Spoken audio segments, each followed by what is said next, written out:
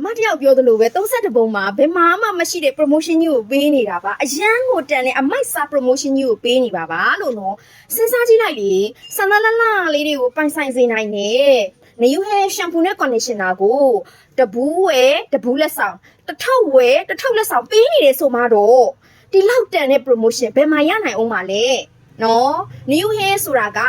နာမည်လေးအတိုင်းပဲဆန္ဒအစ်စ်ကလေးတွေပြန်လဲဖြစ်ပေါ်စေနိုင်ပြီးတော့မှအစ်စ်ပေါက်အောင်ထူအရှိမြန်နော်ဘာပဒနာကြီးကင်မီစပင်အကျွတ်တက်တာယုံနာမကပျော့စဲဤဖတ်နူးညံ့ဖြောင်းစင်းတဲ့စန္ဒလလေးတွေကိုပိုင်ဆိုင်စေနိုင်တာနေယူဟဲရှမ်ပူနဲ့ conditioner ပါ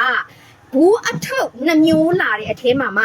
ဒီဘူးလေးတွေကတဘူးကို2800ရှော့စေးယူမလားပေါင်းစေးယူမလားဘယ်ဟာပဲယူတဘူးကို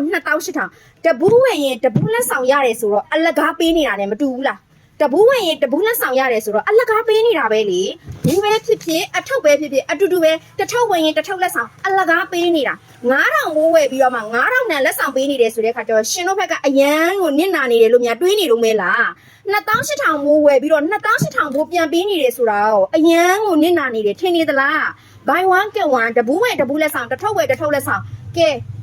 ဒီလောက်တန်တဲ့ promotion တောင်မှဒီလောက်တော့တန်မှာမဟုတ်ဘူးဟုတ်ပြီလားနော်ဒီဆယ်လပိုင်းတစ်လလုံးမှာပေးနေတာပါ